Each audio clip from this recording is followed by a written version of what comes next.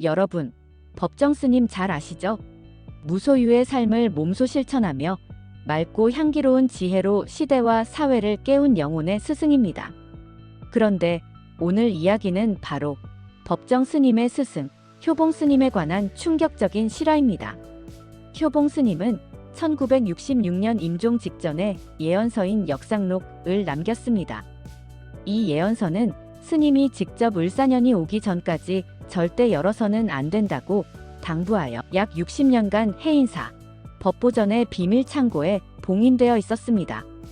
그런데 2025년 3월 어느 날 드디어 봉인이 해제되며 세상에 공개되었습니다. 오늘 그 일부를 공개합니다. 2025년 6월 이후 한국과 세계의 미래는 어떻게 바뀌어 갈까요? 오늘 이야기는 실화를 바탕으로 재구성되었습니다.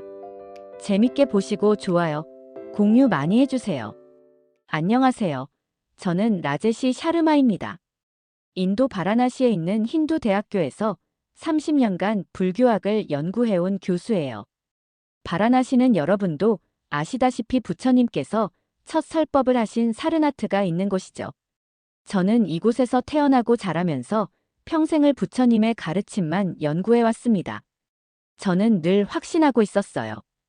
인도야말로 세상에서 가장 성스러운 땅이고 우리 인도 사람들이 영성에서는 세계 최고다.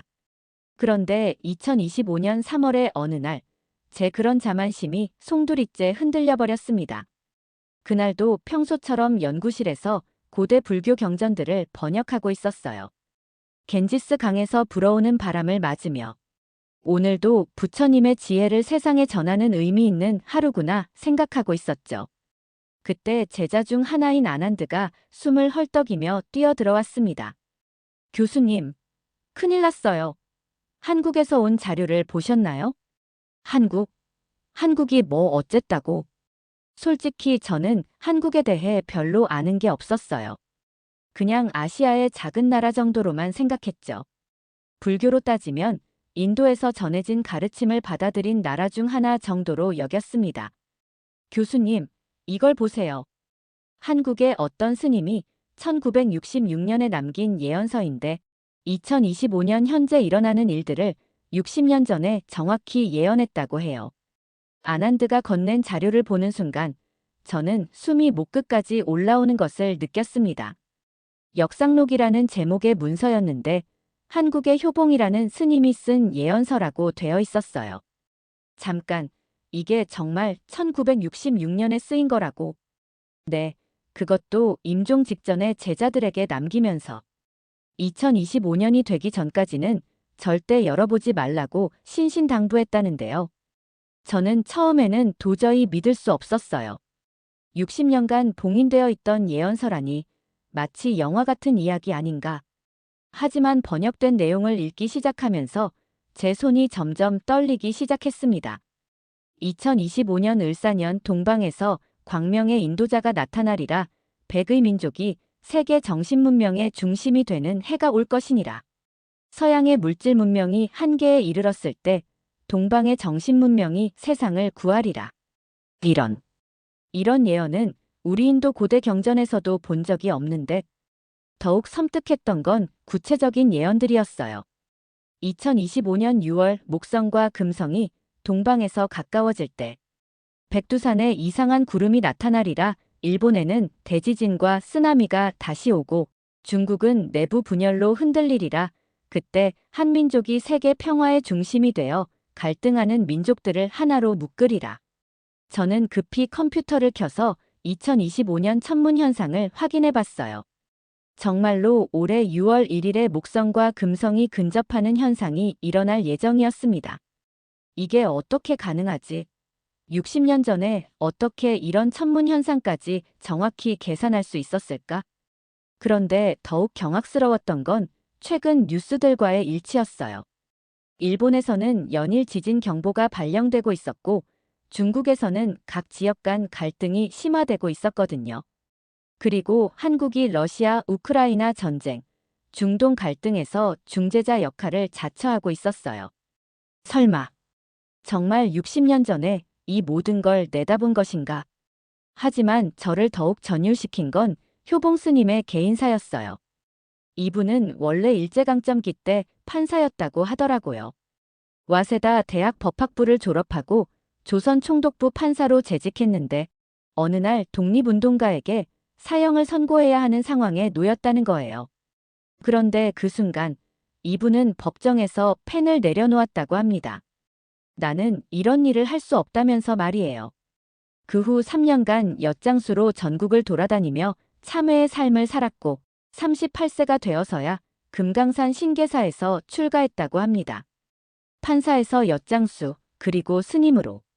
이런 극적인 각성과 변화가 제 가슴이 두근거리기 시작했어요. 이건 단순히 태어날 때부터 종교인의 길을 걸은 게 아니라 현실 세계에서 치열하게 고민하고 번민하며 진정한 깨달음을 얻은 분이었거든요. 이런 뼈아픈 경험을 통해 얻은 통찰이라면 보통 수행자들과는 차원이 다를 수밖에 없겠구나. 더욱 감탄스러웠던 건 이분의 수행법이었어요. 출가 후 10년간 아무 말도 하지 않는 침묵 수행을 실천하셨다고 하더라고요. 그러면서도 수천 명의 제자를 길러내고 한국 불교계 전체를 이끌었다는 거예요. 말 없이도 사람들의 마음을 움직일 수 있는 카리스마가 있었다는 뜻이네. 정말 범상치 않은 분이구나. 하지만 제가 가장 깊은 충격을 받은 건 따로 있었어요. 바로 효봉 스님이 1950년대에 남기신 이런 예언이었거든요.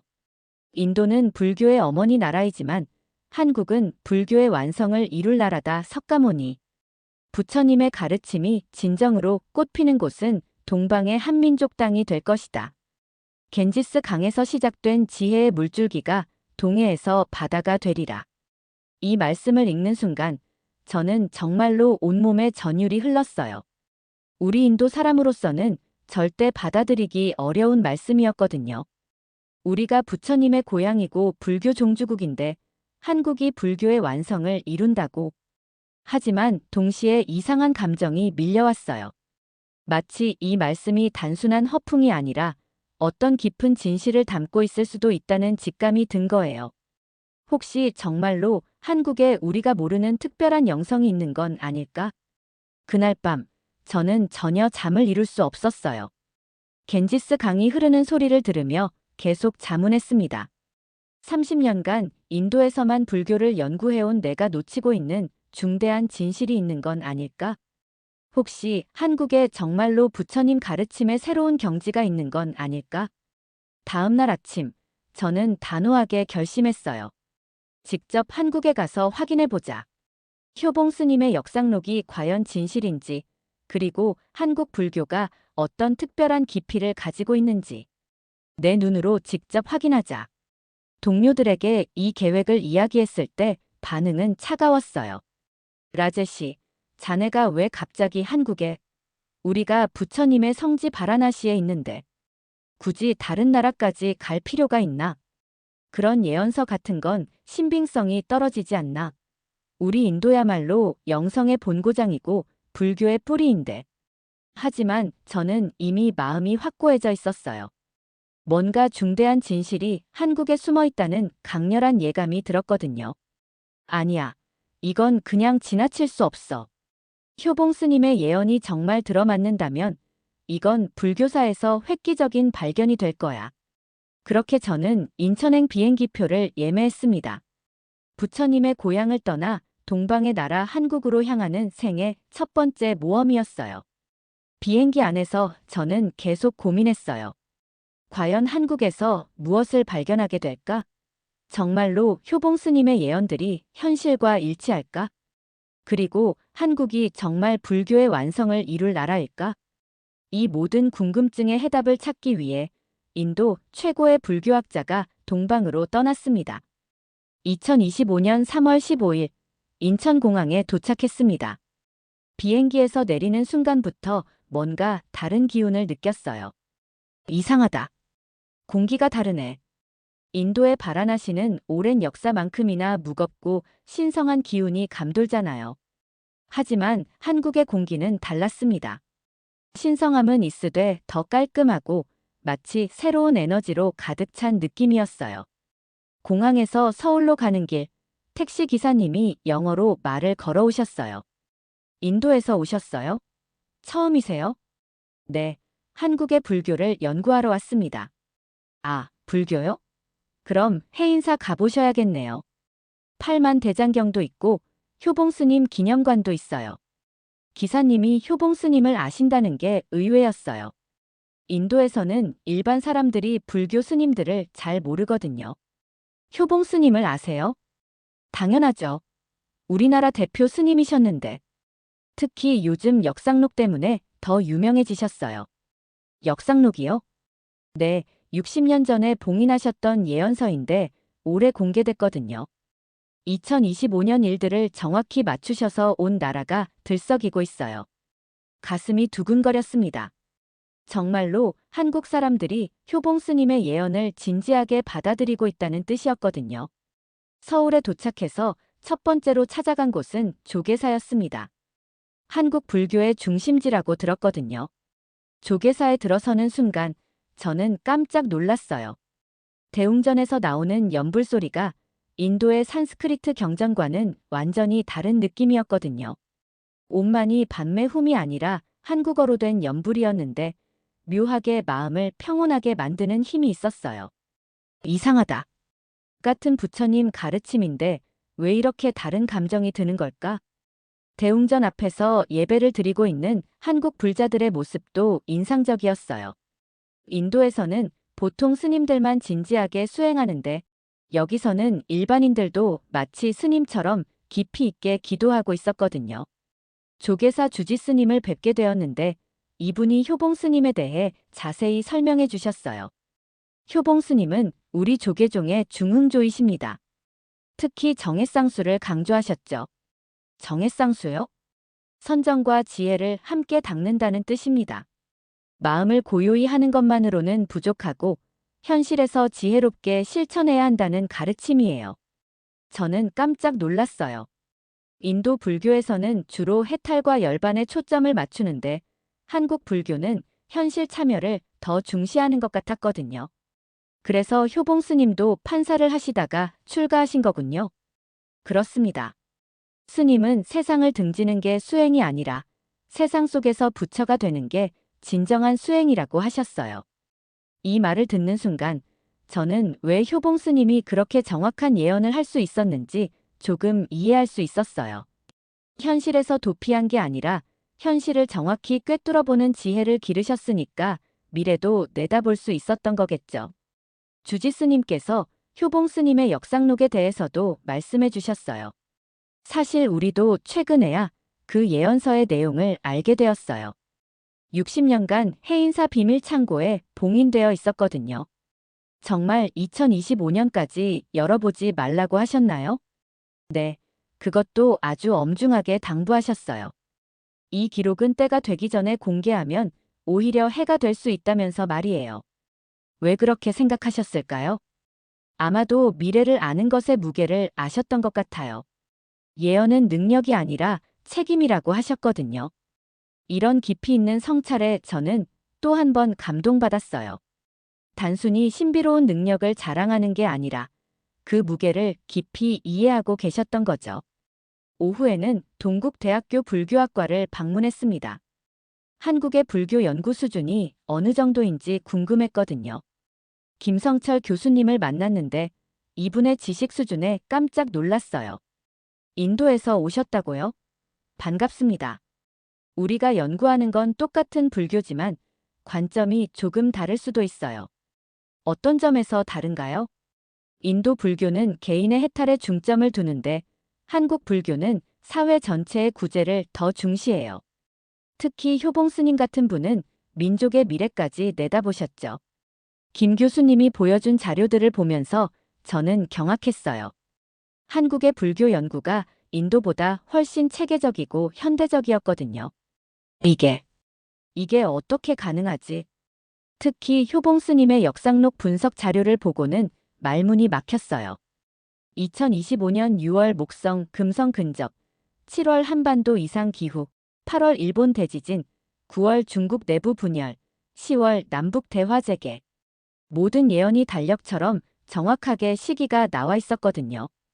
교수님, 이게 정말 1966년에 쓰인 거 맞나요? 탄소 연대 측정까지 했어요. 확실히 1966년 종이와 먹물입니다. 그럼 정말로 60년 전에 이 모든 걸 예언하신 거네요? 그렇습니다. 그래서 지금 전 세계 학자들이 주목하고 있어요. 특히 일본과 중국에서는 이미 연구팀을 파견했고요. 저는 점점 더 초조해졌어요. 다른 나라 학자들이 먼저 연구하기 전에 제가 먼저 정확한 진실을 파악해야 했거든요. 저녁에 호텔로 돌아가서 하루 종일의 경험을 정리해봤어요. 한국에 온 지 단 하루 만에 제가 느낀 건 이것이었어요. 첫째, 한국 사람들의 불교에 대한 이해도가 상당히 높다는 것. 택시 기사님까지도 효봉 스님을 알고 계셨거든요. 둘째, 한국 불교가 인도 불교와는 다른 독특한 특성을 가지고 있다는 것. 현실 참여적이고 사회적인 성격이 강했어요. 셋째, 효봉 스님의 역상록이 정말로 과학적 검증을 받은 진짜 예언서라는 것. 이건 정말 믿기 어려웠지만 부정할 수 없는 사실이었어요. 내일은 직접 해인사에 가봐야겠다. 효봉 스님의 흔적이 가장 많이 남아있는 곳이니까. 잠자리에 들면서 저는 이런 생각이 들었어요. 혹시 정말로 한국이 불교의 새로운 중심지가 되는 건 아닐까? 인도에서 시작된 부처님의 가르침이 한국에서 완성되는 건 아닐까? 아직은 확신할 수 없었지만 적어도 한 가지는 분명했어요. 한국에는 인도와는 다른, 그러면서도 매우 깊이 있는 불교 전통이 살아 숨쉬고 있다는 것이었죠. 다음 날 새벽 일찍, 저는 경남 합천의 해인사로 향했습니다. 서울에서 3시간 거리였는데 가는 길 내내 가슴이 뛰었어요. 드디어 효봉 스님의 역상록 원본을 볼 수 있겠구나. 가야산 자락에 자리한 해인사에 도착하자마자 저는 압도당했습니다. 천년 고찰의 웅장함도 웅장함이었지만 무엇보다 이곳에서 느껴지는 기운이 범상치 않았어요. 이 기운은 뭐지? 인도의 보드가야나 사르나트와는 또 다른 신성함이 느껴졌어요. 마치 오랜 세월 동안 쌓인 수행자들의 정신력이 공기 중에 녹아있는 것 같았거든요. 일주문을 지나 대적광전으로 향하는 길에서 만난 한 스님께서 말씀하셨어요. 인도에서 오셨다고 들었어요. 효봉 큰 스님 관련해서 오신 거죠? 네, 맞습니다. 역상록을 직접 보고 싶어서요. 아, 그 예언서요. 요즘 전 세계에서 문의가 쇄도하고 있어요. 어제도 일본 NHK에서 취재하러 왔고 중국 CCTV에서도 연락이 왔거든요. 정말 전 세계적 관심사가 되고 있다는 걸 실감했어요. 법보전에 도착했을 때 저는 가슴이 두근거리는 걸 억제할 수 없었습니다. 8만 대장경이 보관된 이곳에 효봉 스님의 역상록도 함께 있다니 뭔가 운명적인 느낌이 들었거든요. 해인사 주지 현흥 스님께서 직접 안내해 주셨어요. 라제시 교수님, 멀리서 오셨네요. 효봉 큰 스님의 역상록에 그렇게 관심이 많으시다니 감사합니다. 스님, 정말로 60년간 봉인되어 있었던 건가요? 네. 1966년 10월 15일 효봉 큰 스님께서 입적하시기 바로 전날 저희 선배 스님들에게 이 상자를 맡기시면서 당부하셨어요. 현흥 스님이 보여주신 나무 상자는 생각보다 소박했어요. 하지만 상자에 새겨진 글씨를 보는 순간 온몸에 소름이 돋았습니다. 을사년 봄이 오기 전까지는 절대 열지 말라, 효봉. 2025년이 을사년이죠? 맞습니다. 그래서 올해 1월 1일에 비로소 봉인을 풀었어요. 정확히 59년 2개월 보름 만이었죠. 드디어 역상록 원본을 볼 수 있게 되었습니다. 현흥 스님이 조심스럽게 상자를 열자 한지에 붓글씨로 쓰인 문서가 나타났어요. 이게 정말 효봉 스님이 직접 쓰신 건가요? 네, 필체 감정도 받았어요. 확실히 효봉 큰 스님의 친필입니다. 첫 장을 읽는 순간 저는 말문이 막혔습니다. 역상록이라 함은 시간의 흐름을 거슬러 미래에서 현재를 보는 기록이니라. 을사년에 이 글을 읽는 이는 이미 큰 변화의 시작을 목도하였을 것이다. 어떻게 이런 글을 쓸 수 있지? 계속 읽어보니 더욱 경악스러웠어요. 2025년 갑진년 겨울, 동방에 큰 변화가 시작되었으니 을사년 봄에는 새로운 시대의 문이 열리리라. 작년 겨울에 정말로 한국에서 큰 정치적 변화가 있었잖아요. 탄핵과 정권 교체 같은 일들이 말이에요. 목성과 금성이 동방 하늘에서 만나는 때 백두산에서 이상한 구름이 일어나리니 이는 한민족 새 시대의 신호탄이라. 스님, 이 목성과 금성이 만나는 게 언제인가요? 천문학자들 말로는 올해 6월 1일이라고 해요. 정말 60년 전에 어떻게 이런 천문 현상을 계산하셨는지 모르겠어요. 더욱 놀라운 건 구체적인 예언들이었어요. 일본 동부에 큰 땅에 진동이 있고 바다가 육지를 삼키려 하리라. 이때 일본은 자신들의 과거를 반성하게 되리라. 중국은 하나였던 것이 여럿이 되고 여럿이었던 것이 하나가 되는 혼란을 겪으리라. 동북에서부터 변화가 시작되리라. 최근 뉴스를 보면 정말 일본에서는 지진 경보가 연일 발령되고 있고 중국에서는 각 지역 간 갈등과 분리주의 움직임이 나타나고 있었어요. 하지만 가장 충격적이었던 건 한국에 대한 예언이었습니다. 백의 민족에서 광명의 인도자가 나타나니 이는 무력으로 세상을 정복하는 자가 아니라 정신으로 세계를 감화시키는 자라. 이 인도자로 인해 분단된 민족이 하나가 되고 갈등하는 세계가 평화를 찾으리라. 한반도는 세계 정신문명의 중심이 되어 동서양의 지혜가 하나로 합쳐지는 곳이 되리라. 이 구절들을 읽으면서 저는 온몸이 떨렸어요. 인도 사람인 제가 이런 말을 읽는다는 게 쉽지 않았거든요. 스님, 이 광명의 인도자라는 게 특정한 인물을 가리키는 건가요? 글쎄요. 해석하기 나름이지만 많은 분들이 현재 한국의 지도자들 중에서 그런 분이 나타날 거라고 보고 있어요. 현흥 스님이 보여준 또 다른 구절은 더욱 구체적이었어요. 이 인도자는 어려서부터 고난을 겪었고 낮은 곳에서 시작하여 높은 곳에 이르렀으며 말보다는 행동으로 사람들을 감화시키는 자라. 정의를 사랑하고 약자를 돕는 마음이 크며 개인의 영달보다는 민족과 세계의 평화를 위해 헌신하는 자라.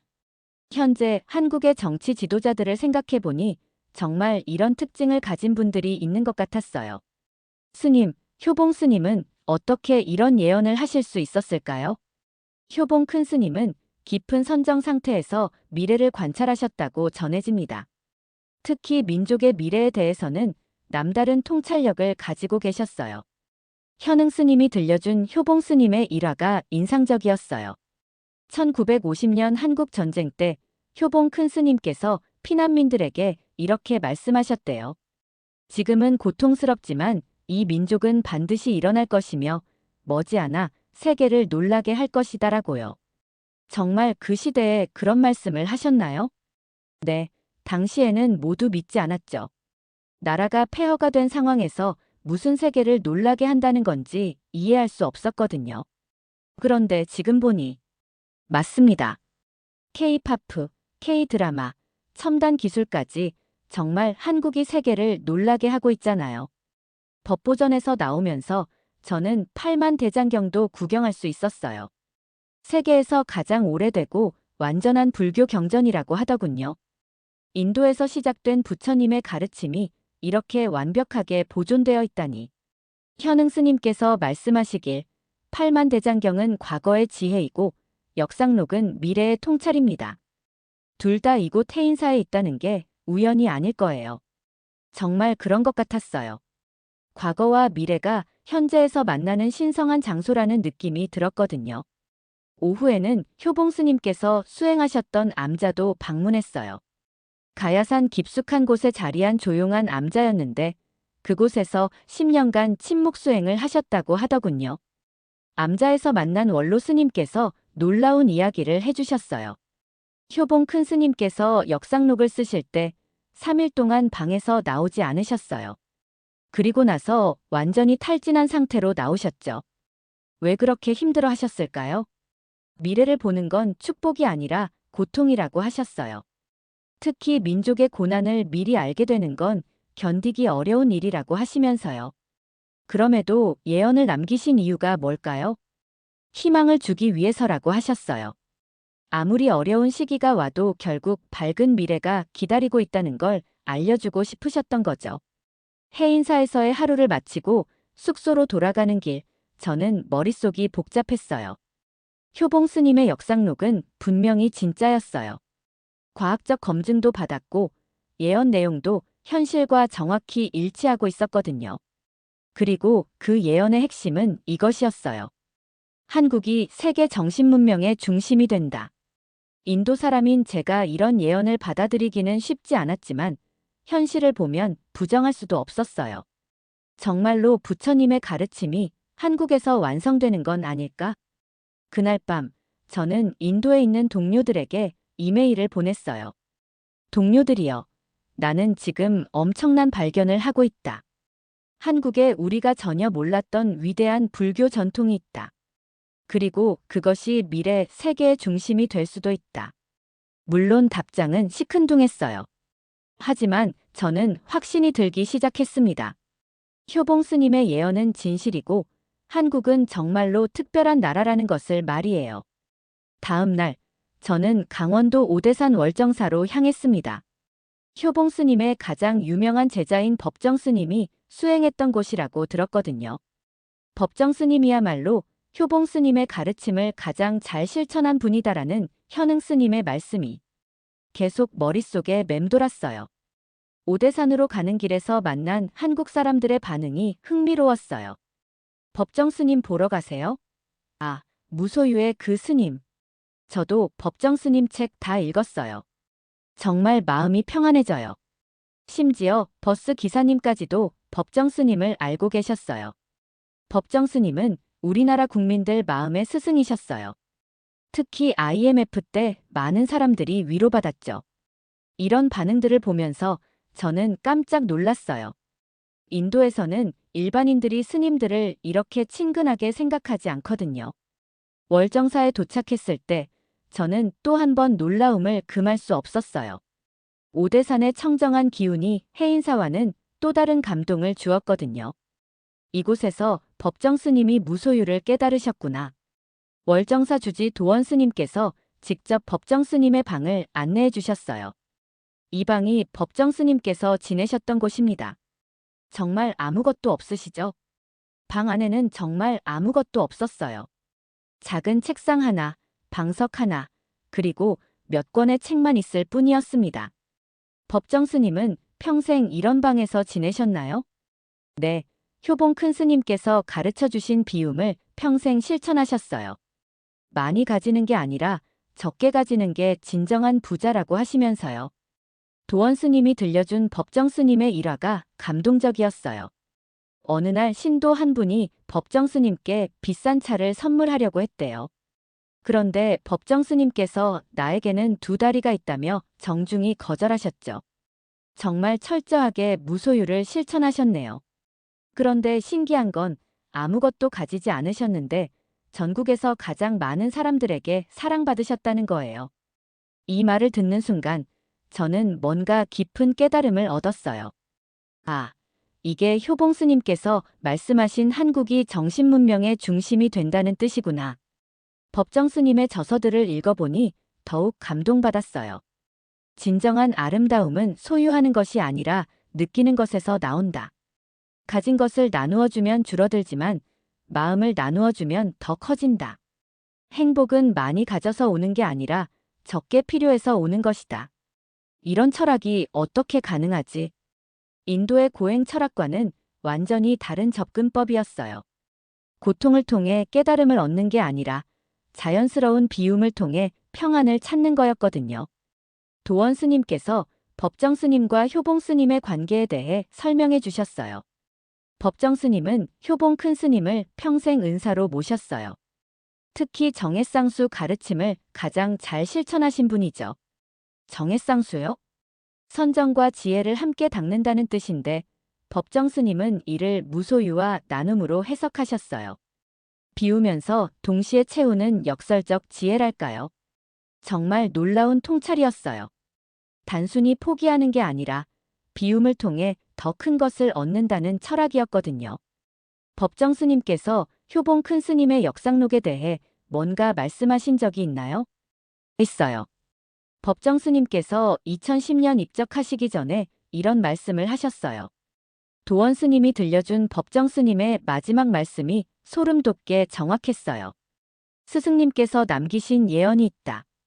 2025년에 이 민족이 세계의 중심이 된다고 하셨다. 그때가 되면 물질이 아닌 정신의 힘으로 세상을 이끌게 될 것이다. 2010년에 그런 말씀을 하셨다고요? 네, 그때는 아무도 믿지 않았어요. 2008년 금융위기 직후였고 한국도 경제적으로 어려운 시기였거든요. 그런데 지금 보니 맞습니다. K컬처가 전 세계를 휩쓸고 BTS가 유엔에서 연설하고 한국이 정말 정신문화로 세계를 이끌고 있잖아요. 오후에는 법정 스님의 제자들도 만나볼 수 있었어요. 그분들이 들려준 이야기가 더욱 감동적이었어요. 법정 스님은 효봉 큰 스님의 예언을 항상 마음에 두고 계셨어요. 한 제자분이 말씀하시길 특히 한국이 세계 평화의 중심이 된다는 예언을 자주 언급하셨다고 하더라고요. 어떤 맥락에서 그런 말씀을 하셨나요? 스님께서는 한국 사람들의 정문화가 세계를 치유할 거라고 하셨어요. 개인주의가 만연한 서구 사회의 따뜻한 공동체 정신을 전해줄 거라고요. 정말 예언적인 통찰이었어요. 지금 K-드라마나 K-팝이 전 세계에서 사랑받는 이유가 바로 그 따뜻한 인간미 때문이거든요. 그리고 스님께서는 미래의 부자는 많이 가진 사람이 아니라 적게 필요한 사람이라고 하셨어요. 무슨 뜻인가요? 물질적 풍요보다 정신적 만족을 추구하는 시대가 온다는 뜻이에요. 한국이 그런 새로운 문명의 모델을 제시할 거라고 하셨죠.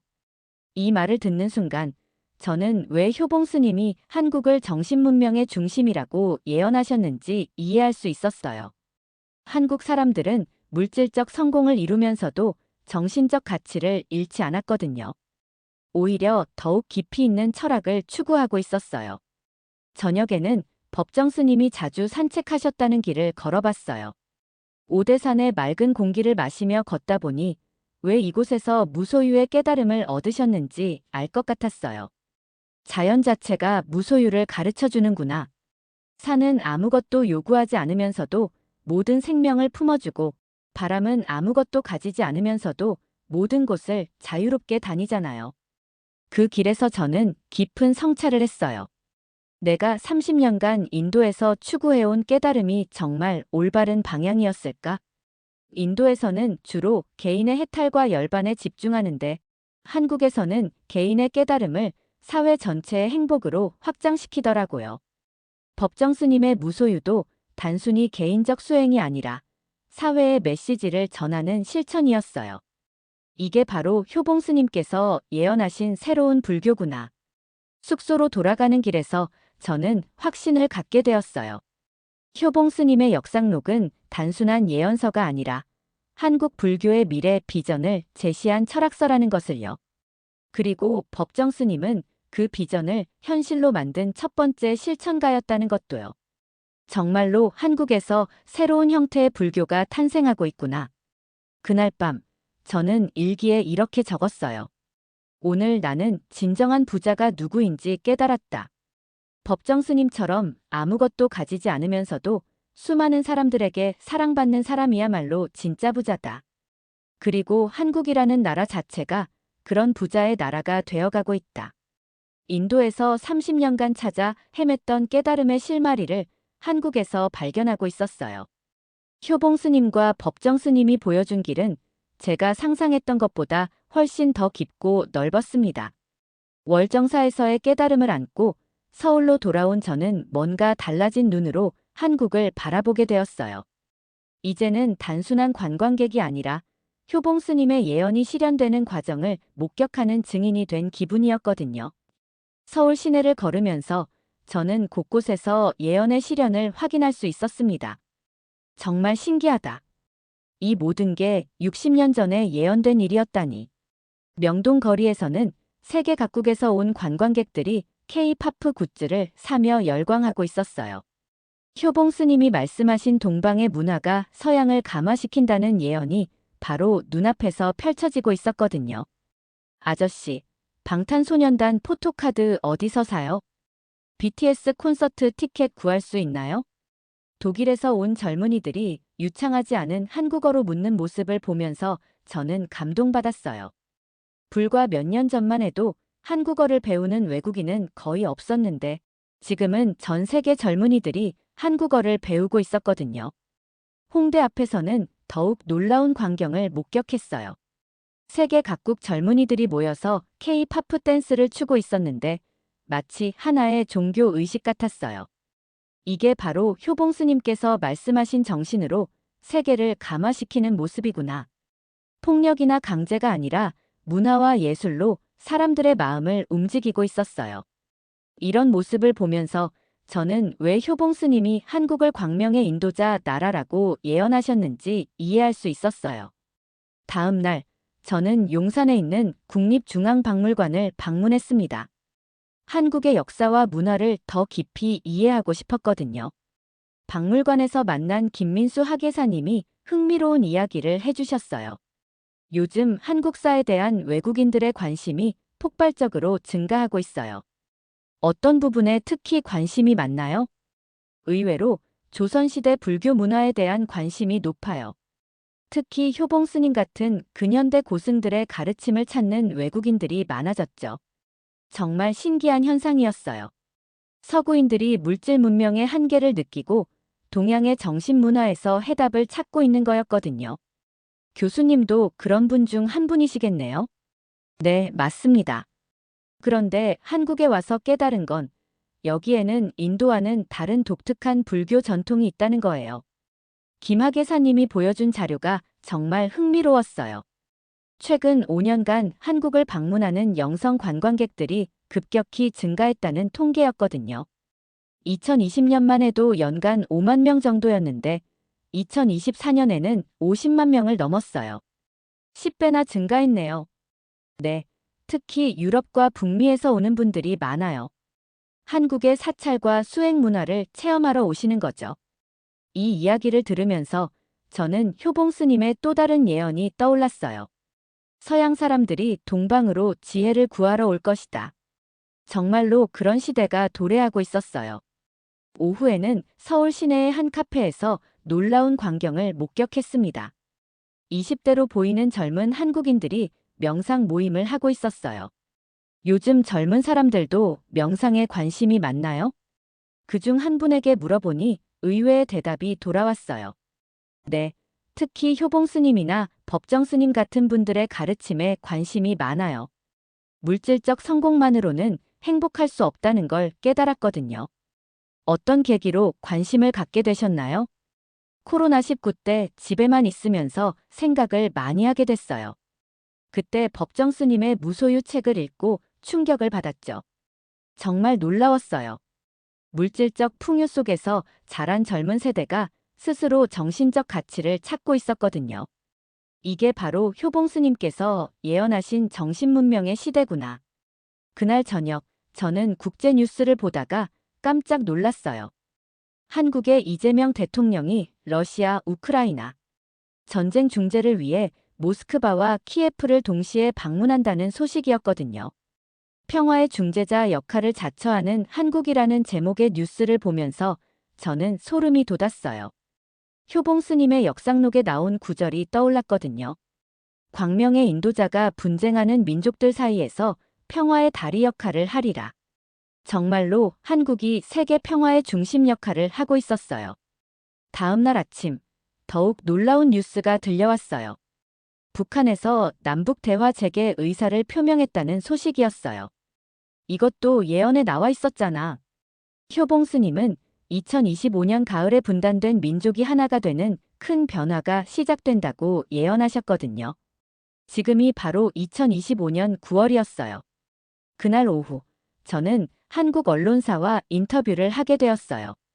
인도 불교학자가 한국의 효봉 스님을 연구한다는 소식이 화제가 된 모양이었어요. 교수님, 인도분으로서 한국 불교를 어떻게 평가하시나요? 솔직히 처음에는 회의적이었어요. 인도가 불교 종주국이니까요. 하지만 한국에 와서 보니 완전히 생각이 바뀌었습니다. 어떤 점에서요?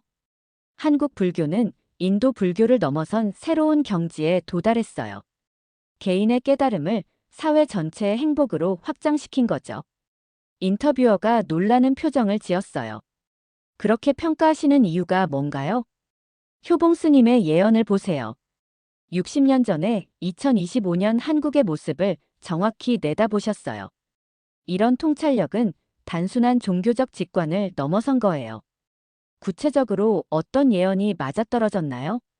K컬처의 세계적 확산, 한국의 평화 중재자 역할, 정신문명의 부상, 남북 관계 변화. 거의 모든 예언이 현실이 되고 있어요. 인터뷰가 끝난 후 저는 깊은 생각에 빠졌어요. 내가 지금 역사적 순간을 목격하고 있는 건 아닐까? 효봉 스님의 예언대로 한국이 정말로 세계 정신문명의 중심이 되어가고 있었어요. 그리고 그 변화의 중심에는 불교적 가치들이 있었죠. 자비, 평등, 상생, 화합. 이런 가치들이 K컬처를 통해 전 세계로 퍼져나가고 있었어요. 그날 밤, 저는 인도에 있는 스승님께 전화를 드렸어요. 스승님, 저는 지금 한국에서 놀라운 일들을 목격하고 있습니다. 무슨 일인가? 부처님의 가르침이 새로운 형태로 꽃피고 있어요. 그것도 우리가 상상하지 못했던 방식으로요. 스승님은 잠시 침묵하신 후 말씀하셨어요. 부처님께서는 법이 동쪽으로 흘러갈 것이라고 예언하셨다. 혹시 그 예언의 완성을 내가 목격하고 있는 건 아닐까? 전화를 끊고 나서 저는 확신했어요. 효봉 스님의 역상록은 단순한 예언서가 아니라 새로운 시대의 설계도였다는 것을. 그리고 한국이야말로 그 새로운 시대를 이끌어갈 나라라는 것을요. 효봉 스님의 예언을 확인하기 위해 저는 한국에 거주하는 다양한 외국인들을 만나보기로 했습니다. 과연 전 세계 사람들이 한국을 어떻게 바라보고 있는지 직접 들어보고 싶었거든요. 첫 번째로 만난 건 이태원에 있는 국제 커뮤니티 센터에서였어요. 그곳에서는 매주 다국적 문화 교류 모임이 열린다고 하더라고요. 안녕하세요. 저는 인도에서 온 불교학자 라제시입니다. 오, 인도에서 오셨어요? 저는 독일에서 온 마르쿠스예요. 한국에서 IT 회사 다니고 있어요. 마르쿠스와 이야기를 나누면서 저는 깜짝 놀랐어요. 저는 원래 한국에 대해 아무것도 몰랐어요. 그냥 삼성, 현대 만드는 나라 정도로만 알았죠. 그럼 왜 한국에 오게 되셨나요? BTS 때문이었어요. 처음에는 단순히 음악이 좋아서 들었는데 가사를 번역해서 읽어보니 정말 깊은 철학이 담겨 있더라고요. 마르쿠스가 보여준 휴대폰 화면에는 BTS 노래 가사의 독일어 번역이 있었어요. 자신을 사랑하라. 상처받은 사람들을 위로하라. 꿈을 포기하지 마라. 이런 메시지들이 독일 젊은이들에게 엄청난 위로가 되고 있어요. 그래서 한국어까지 배우게 되신 거군요. 네, 그런데 한국어를 배우면서 한국 문화에 완전히 빠져버렸어요. 특히 정의라는 개념에 매료됐죠. 마르쿠스의 설명에 따르면 서구 사회는 개인주의가 너무 발달해서 사람들이 외로움을 많이 느낀다고 해요. 하지만 한국의 정문화는 그런 외로움을 치유해준다는 거였어요. 한국 사람들은 처음 만난 사람도 가족처럼 대해줘요. 독일에서는 상상할 수 없는 일이죠. 이 말을 듣는 순간 저는 효봉 스님의 예언이 떠올랐어요. 동방의 따뜻함이 서양의 차가움을 녹일 것이다. 정말로 한국의 인간미가 서구 사회의 차가운 개인주의를 치유하고 있었어요. 다음으로 만난 건 프랑스에서 온 소피아라는 여성이었어요. 이분은 한국 드라마 때문에 한국에 관심을 갖게 되었다고 하더라고요. 저는 파리에서 변호사로 일했어요. 그런데 너무 경쟁적이고 스트레스가 심해서 번아웃이 왔죠. 그래서 한국에 오신 건가요? 처음에는 그냥 휴가차 왔는데 한국 드라마에서 본 그 따뜻한 인간관계가 정말 존재한다는 걸 알고 충격받았어요. 소피아가 들려준 경험담이 정말 감동적이었어요. 어느 날 길을 잃어서 헤매고 있었는데 한국 할머니 한 분이 저를 집에 데리고 가서 밥까지 먹여주셨어요. 프랑스에서는 절대 있을 수 없는 일이죠. 그래서 한국에 정착하게 되신 건가요? 네, 지금은 서울에서 프랑스어 강사로 일하고 있어요. 그런데 정말 신기한 건 한국에 있으면서 제가 더 좋은 사람이 된 것 같아요. 어떤 면에서요? 한국 사람들의 배려심과 인정을 보면서 저도 자연스럽게 그렇게 변해가더라고요. 이게 바로 한국의 마법 같아요. 이런 이야기들을 들으면서 저는 점점 더 확신하게 되었어요. 효봉 스님이 예언하신 정신으로 세계를 감화시키는 힘이 바로 이런 것이었구나 하고 말이에요. 브라질에서 온 카를로스라는 청년도 비슷한 경험을 들려주었어요. 저는 원래 축구 선수가 꿈이었어요. 그런데 부상으로 포기하게 되면서 완전히 절망에 빠졌죠. 어떻게 한국과 인연이 되셨나요? 유튜브에서 우연히 한국 스님의 법문을 들었어요. 법정 스님의 무소유에 관한 이야기였는데 완전히 제 인생이 바뀌었어요. 카를로스는 지금 한국에서 명상센터를 운영하고 있다고 했어요. 브라질 사람들에게 한국의 명상법을 가르치고 있어요. 특히 비움을 통한 체험이라는 개념이 라틴 아메리카 사람들에게 큰 감동을 주고 있어요. 한국 불교가 브라질까지 전해지고 있군요.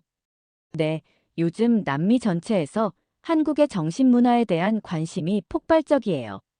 K-팝, K-드라마를 통해 시작된 관심이 점점 더 깊은 영역으로 확산되고 있어요. 이런 증언들을 들으면서 저는 효봉 스님의 통찰력에 다시 한번 감탄했어요. 60년 전에 이미 한국이 세계 정신문명의 중심이 될 것을 내다보셨던 거예요. 가장 인상적이었던 건 일본에서 온 다나카라는 할아버지의 이야기였어요. 저는 80세예요. 젊을 때는 한국을 무시했죠. 일본이 훨씬 선진국이라고 생각했거든요. 지금은 어떻게 생각하세요? 완전히 바뀌었어요. 한국이야말로 진정한 선진국이에요. 물질적 발전뿐만 아니라 정신적 성숙까지 이뤄낸 나라거든요. 다나카 할아버지가 들려준 이야기가 특히 충격적이었어요. 제 손자가 한국 드라마를 보고 한국어를 배우기 시작했어요. 그런데 한국 문화를 배우면서 완전히 다른 아이가 됐어요. 어떻게 달라졌나요? 이전에는 게임만 하고 공부는 안 하는 문제아였는데 한국 문화를 접하고 나서 효도하고 공부도 열심히 하게 됐어요. 정말요? 한국 드라마에서 가족을 소중히 여기는 모습을 보고 감동받았다고 해요. 그래서 저한테도 더 잘해주게 됐죠. 이 말을 들으면서 저는 소름이 돋았어요. 한국의 문화 콘텐츠가 단순한 오락거리가 아니라 사람들의 인격을 바꾸는 교육 매체 역할을 하고 있었거든요. 이게 바로 효봉 스님께서 말씀하신 문화로 세계를 교화하는 모습이구나. 마지막으로 만난 건 아프리카 케냐에서 온 아미나라는 여성이었어요. 저는 한국의 새마을 운동에 대해 연구하러 왔어요. 새마을 운동이요? 네. 1970년대 한국이 어떻게 가난에서 벗어날 수 있었는지 배우려고 해요. 아프리카 개발에 참고하려고요. 아미나의 설명을 들으면서 저는 또 다른 차원의 깨달음을 얻었어요. 한국의 경험이 전 세계 개발도상국들에게 희망이 되고 있구나. 한국 사람들의 공동체 정신과 상부상조 문화가 정말 대단해요. 이게 바로 우리 아프리카가 배워야 할 점이에요. 하루 종일 다양한 외국인들과 이야기를 나눈 후 저는 명확한 결론에 도달했어요. 한국은 이미 효봉 스님이 예언하신 세계 정신문명의 중심이 되어가고 있었어요. K컬처를 통한 문화적 감화, 불교적 가치의 현대적 실현, 공동체 정신의 세계적 확산, 평화 중재자 역할, 개발 경험의 공유. 모든 방면에서 한국이 세계를 이끌어가고 있었거든요. 그날 밤, 저는 깊은 감동에 휩싸였어요. 정말로 부처님의 가르침이 동방에서 완성되고 있구나. 인도에서 시작된 불교가 한국에서 새로운 형태로 꽃피면서 전 세계로 퍼져나가고 있었어요. 그것도 종교의 형태가 아니라 문화와 예술, 그리고 삶의 방식으로 말이에요. 효봉 스님의 예언이 정말 현실이 되고 있다. 저는 이제 확신할 수 있었어요. 한국이야말로 21세기 인류가 나아갈 방향을 제시하는 등대 역할을 하고 있다는 것을요. 한국에서의 마지막 주가 되었습니다. 저는 효봉 스님의 역상록에서 가장 중요한 예언 중 하나를 확인하기 위해 백두산으로 향했어요. 2025년 6월 목성과 금성이 동방에서 가까워질 때 백두산에서 이상한 구름이 나타나리라. 6월 1일 정말로 목성과 금성이 근접하는 천문 현상이 일어났거든요. 그리고 바로 그날 밤 백두산에서 정말 신비로운 현상이 목격되었다는 소식이 들려왔어요. 연변에서 온 조선족 가이드 김철수 씨가 직접 목격담을 들려주었습니다. 교수님, 정말 신기한 일이 벌어졌어요. 6월 1일 밤 11시쯤 백두산 천지 위에 무지개 빛 구름이 나타났어요. 무지개 빛 구름이요? 네, 보통 구름과는 완전히 달랐어요. 마치 오로라 같기도 하고 용이 춤추는 것 같기도 하고 정말 신비로웠어요. 김철수 씨가 보여준 사진을 보는 순간 저는 말문이 막혔어요. 정말로 형언할 수 없는 아름다운 광경이었거든요. 이 현상을 본 사람들이 많나요? 중국 쪽 관광객들도 다 봤어요. 그런데 신기한 건 그 순간 모든 사람들이 조용해졌다는 거예요. 마치 신성한 무언가를 목격한 것 같은 느낌이었어요. 효봉 스님의 예언이 정확히 맞아떨어진 거였어요. 60년 전에 어떻게 이런 구체적인 천문 현상까지 예언할 수 있었을까요? 그리고 교수님, 더 신기한 건 그 다음 날부터 남북 간의 미묘한 변화가 감지되고 있다는 거예요. 어떤 변화요? 비공식적으로 접촉이 늘어나고 있어요. 특히 경제 협력 관련해서 조심스럽게 대화가 시작되고 있다고 들었어요. 정말로 효봉 스님이 예언하신 대로 백두산의 이상 현상이 한민족 새 시대의 신호탄이 되고 있는 것 같았어요. 서울로 돌아온 저는 지난 한 달간의 경험을 정리해봤어요.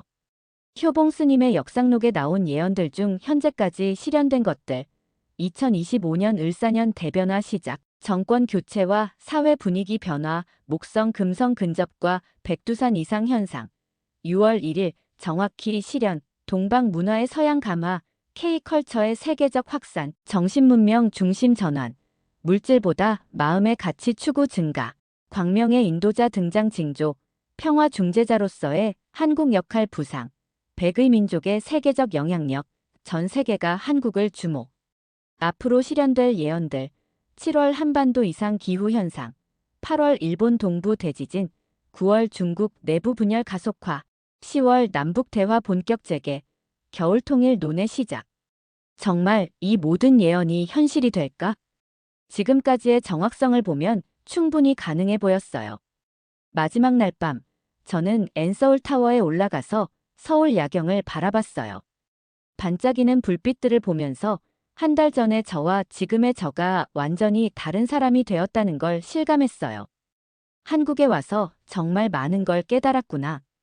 가장 큰 깨달음은 이것이었어요. 불교의 중심이 인도에서 한국으로 이동하고 있다.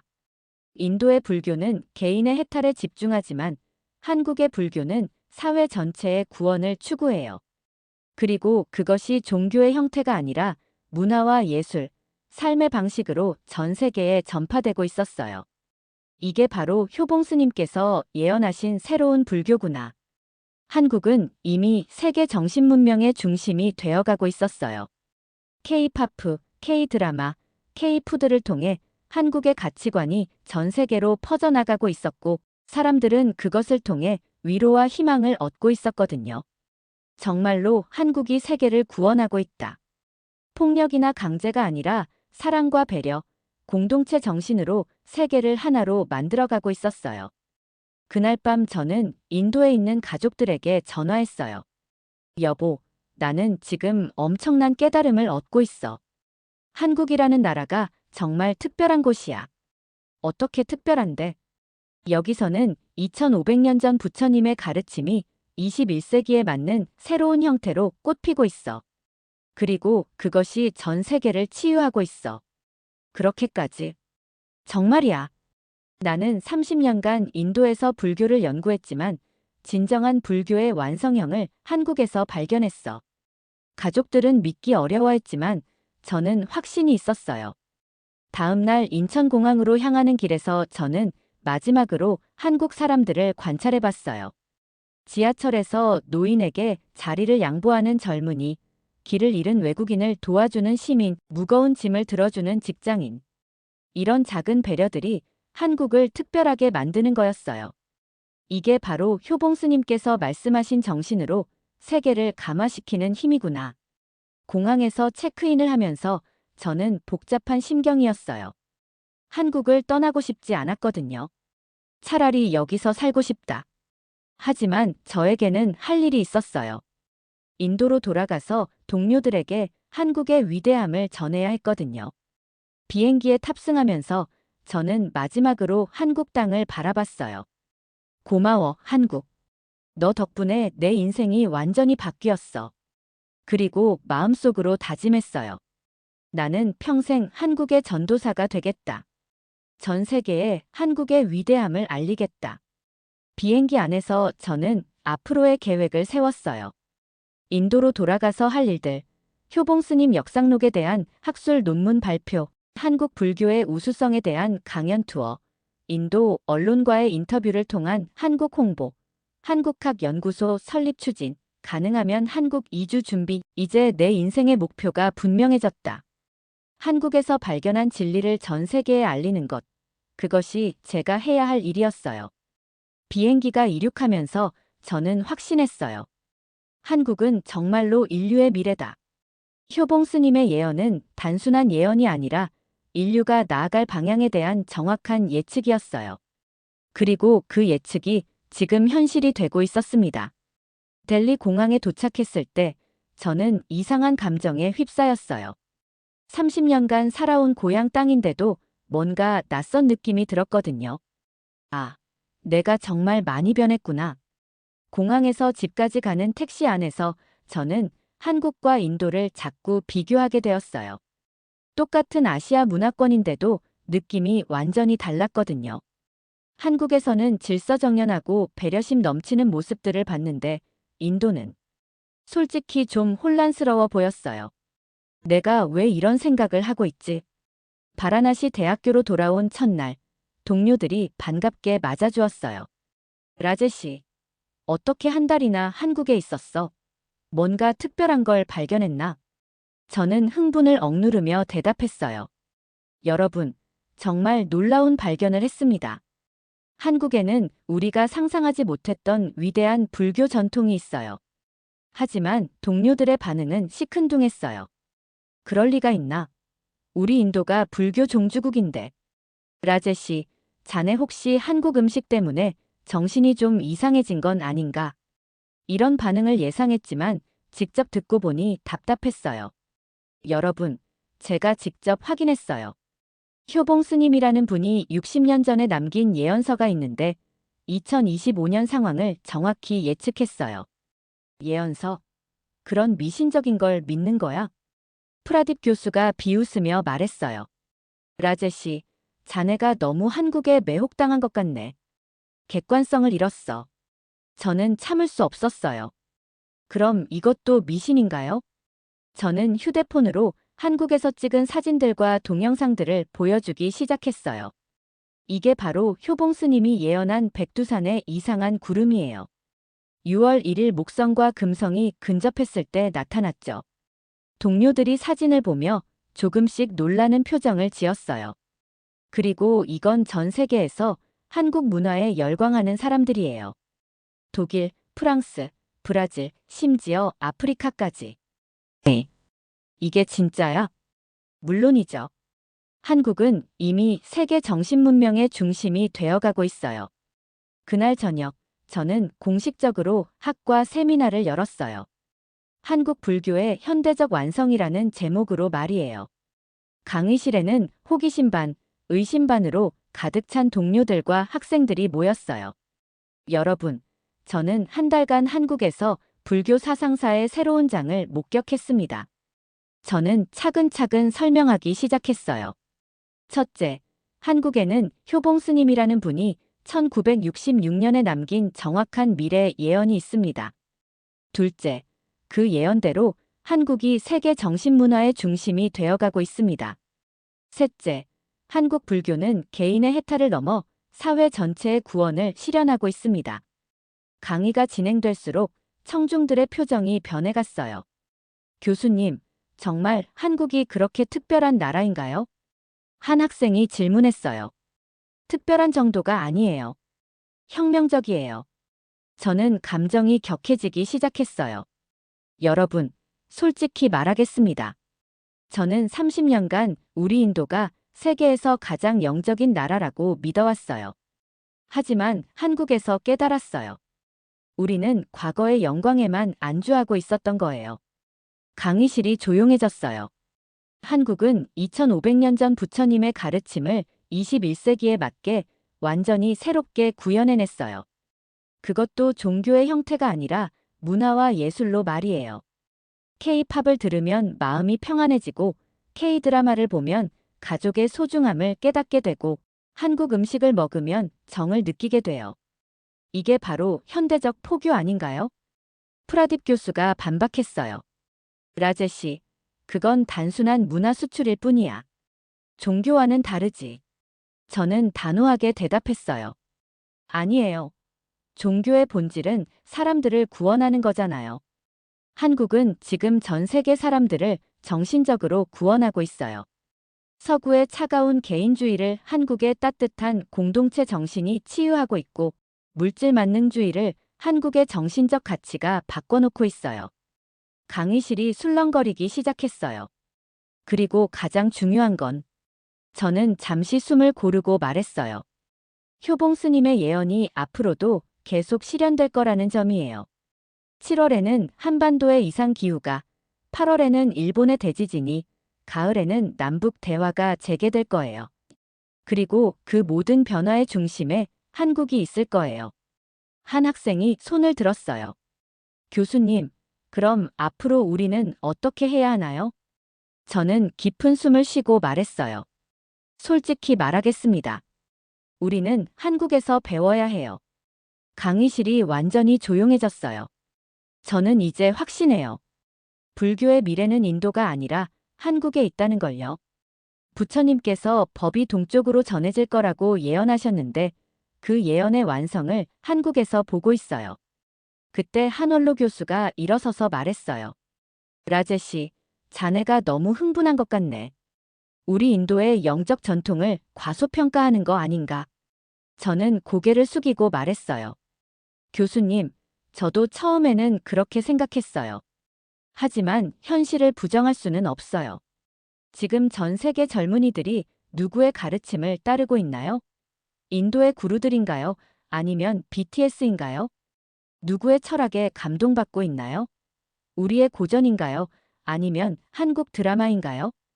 원로 교수가 할 말을 잃었어요. 저는 더 이상 자존심을 지킬 이유가 없어요. 진실을 인정해야 해요. 저는 갑자기 무릎을 꿇었어요. 여러분, 저는 한국이라는 나라 앞에 무릎을 꿇겠어요. 강의실이 술렁거렸어요. 30년간 인도의 우월성을 믿어왔지만 이제는 한국의 위대함을 인정해요. 한국이야말로 21세기 인류의 등대이고 정신문명의 중심이에요. 그리고 저는 앞으로 평생 한국의 위대함을 전 세계에 알리는 일을 하겠어요. 강의실이 완전히 조용해졌어요. 그날 이후 저는 완전히 다른 사람이 되었어요.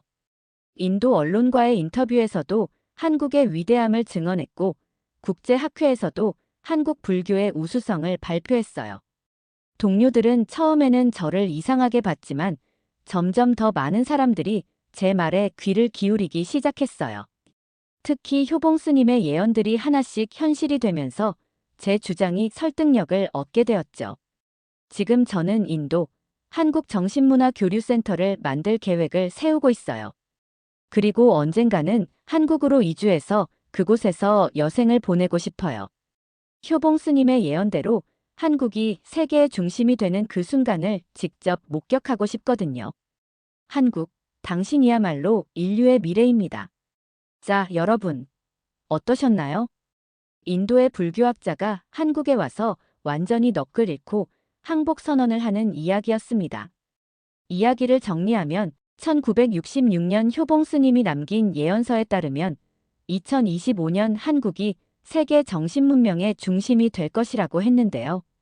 실제로 K컬처가 전 세계를 감화시키고 BTS와 드라마를 통해 사람들이 정신적 치유를 받고 있는 현상이 그 예언과 정확히 일치한다는 내용이었습니다. 특히 30년간 인도 불교의 우월성을 믿어왔던 학자가 한국에서 진짜 불교의 완성형을 발견하고 한국이 더 위대하다고 고백하는 장면이 인상적이었죠. 앞으로도 효봉 스님의 예언대로 한반도에 큰 변화들이 일어날지 지켜보는 재미가 있을 것 같네요. 여러분은 어떻게 생각하세요? 댓글로 의견 남겨주시고 구독과 좋아요도 잊지 마세요. 자랑스러운 대한민국